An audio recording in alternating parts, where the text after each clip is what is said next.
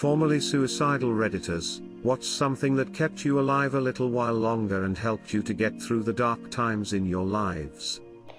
Honestly, I couldn't stand the thought of my baby sister growing up without me. She's 8, almost 9 now. She looks up to me, and looks to me for guidance. I can't miss her first date, her graduation from elementary, middle, or high school. I can't miss her wedding, if she chooses to have one. She's my rock, even if she doesn't know it. Bit of a weird one, but Avengers Endgame. I became suicidal for a period of about a year, then my friends and I watched the Marvel movies together over a period of time. After watching Infinity War, I really wanted to know what would happen, and weirdly enough, it was enough to drive me through. By the time I had seen Endgame, I had someone in my life who I really care about and who cares about me. The fact my mother can't take the death of another child and my sweet dog. After they both are gone, what is gonna happen, but hopefully I'll find an internal reason to live. My best friend's helping me find my gender identity. Smile. I'm not sure if I'm comfortable sharing out my story just yet, but this is happiness. They are happiness. I'm still figuring this out, but all of this. Just yesterday we spent the day with each other and looked back at how far we've come. 3 years since my attempts. I wouldn't change my mind for the fucking world. At the time I was 30k in debt and I knew the responsibility would be passed on to my parents. So my goal was to live long enough to pay off the debt and then just disappear. Luckily, around the year I was writing out my goodbye letter, I met my wife. It was her and now our son that keeps me going and keeps me genuinely happy. The FF7 remake. Made a promise to my dad to take care of my younger sister. He passed away 11 years ago. I told my ex-boyfriend, and he cried. I was 16, but I'd recently been diagnosed with a lifelong, chronic illness. I was struggling hard, and my boyfriend at the time, who also had been my best friend, broke up with me because I wasn't fun to be around anymore. I don't blame him. I cried all the time, I didn't want to do anything, and overall was just a fucking downer. I was clinically depressed, and he was a clueless 16-year-old.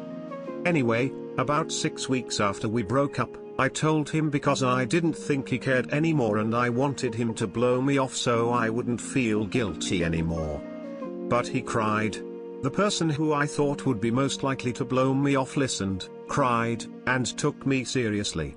Those tears were like his shock to my system. And he convinced me to tell a friend who'd struggled similarly. And he helped some. Together they convinced me to tell my youth pastor, who accidentally called my house phone later that night at like 10 p.m. to check on me. My dad answered and was pissed about it. We fought, and I spilled everything. But it was my ex who helped me hold on long enough to get real help. I've also had an epiphany while writing this. With the perspective of a 32-year-old woman, my dad was probably upset that a 30-something-year-old man was calling his 16-year-old daughter at 10 o'clock and I was being evasive about it. Him being so upset makes way more sense now. Grimacing face. Still occasionally suicidal. What keeps me clawing to the edge while I breathe through the void? My budgies and plants are currently what keep me grounded. Knowing that they are dependent on me for their survival gives me a small purpose. I also wear a silver chain bracelet with little hearts on it.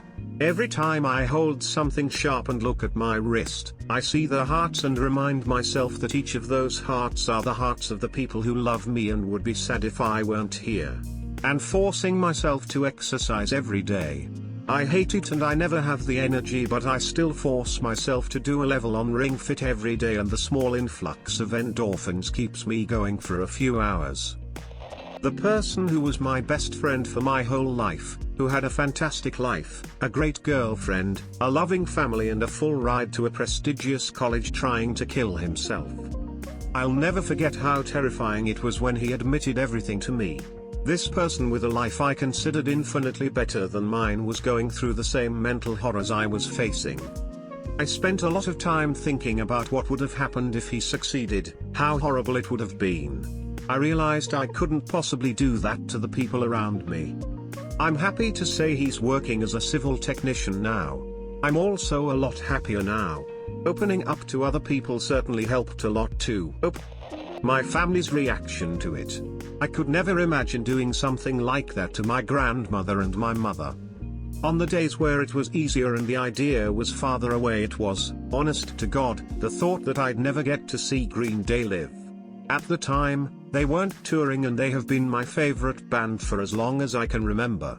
When shit got really bad, I would watch concert videos and dream about how fun it would be. My first year of college, when things were better because I was free of abuse at home, in therapy, and diagnosed properly, they came to Florida. I cried the entire time. Holding out for things doesn't always have to make sense to other people. My cat, she's the love of my life and I can't trust my family to keep her safe and loved.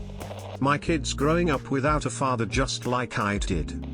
I see a lot of positive comments, but the main reason for me it's that I don't tolerate pain. Every time I think or am about to do it, I just remember how much I would hurt and don't do it. Also how my family would react. The idea of my 2 cats being left with my abusers, without me to care for them. Funeral expenses so expensive here, and my parent would definitely insist to ship my ash back home. I'd be bothering too many people in the process. In addition, I can always do it later. I really like sushi. Thought about how I'd never be able to eat my favorite roll again and went to sleep instead. While not super suicidal, I sometimes get suicidal thoughts when I feel like there's nothing I can do to solve a problem. I just remember that I have a family and a few close friends that care about me and want me to succeed, and that I have a mentor and others who I know who are willing to help me with my endeavors, and I feel I will let them and myself down if I die. Sometimes, I also think about all the shit I went through as a kid and all the tough times I've gone through, and remember that I can get through whatever it is I am going through, as well as future hardships, because that's who I am. The thought of my mom crying. Like full-blown ugly crying. I've seen it once. I never want to be the cause of it. I needed this thread today. My mum, I really don't want all the sacrifices she made to raise me to be for nothing. My friends, the ones I knew deep down, really would care if I was gone. Drugs and some French bitch. Edit, drugs only. Edit, the 3rd of March 2021. Nothing anymore. For me, what kept me alive is music, and although it might sound a bit cheesy or cringy, songs by BTS like Microcosmos, Magic Shop, and Answer, Love Myself. But music and some guilt of what would happen if I did kill myself. Right now I'm just self-harming and a few days free. Just my mom. I felt like everyone else in my life would handle my death alright. But I knew deep down that my mom would be devastated and probably never would recover. I couldn't do that to her. She's the only reason. The rope broke.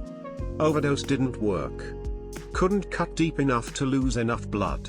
Realized that if I failed 3 separate times, maybe it's not my time. Several shitty people in my life, at the time, were not giving me the time of day, and I wasn't giving myself enough chances to heal. Got help. Got rid of all the toxic people in my life who were causing me hurt and pain. Met someone who rocked my world and made me want to be a better version of myself. I'm still healing and learning, but you never really stop doing that. Kia kaha everyone. That my dog needs me and no one else would take her in if I go. When I was having a really rough night, I was thinking about committing. I thought long and hard about my life and people I know. I thought about all of the people I've gotten to know, especially the ones I got to know at an inpatient ward. I want to live for them, the people who were hurt and are hurting. I want to carry on their name, the people they were in my heart and mind. On top of that, I want to stay with the people who are still present in my life. I don't want them to hurt like I did and still do. Had a strong urge it would get better. This eventually started to fade though. Ultimately I rescued a dog and then he became the only reason I pressed on for a while. I felt bad about the idea of someone having to find my body and clean up the mess. I was living alone at the time. It could have been a while before I was found. Then I got a dog. She needed me to take care of her. She didn't deserve to suffer just because I wanted to die. MMORPGs and my cats. My dogs. This was actually just a few months ago, so obviously, I'm still a little touch and go. The only thing is the absolute love I have for my 2 cats. Got both from a shelter where they were in really bad conditions until rescued. Even though in my living will I have determined who will get them, I never want them to feel abandoned again.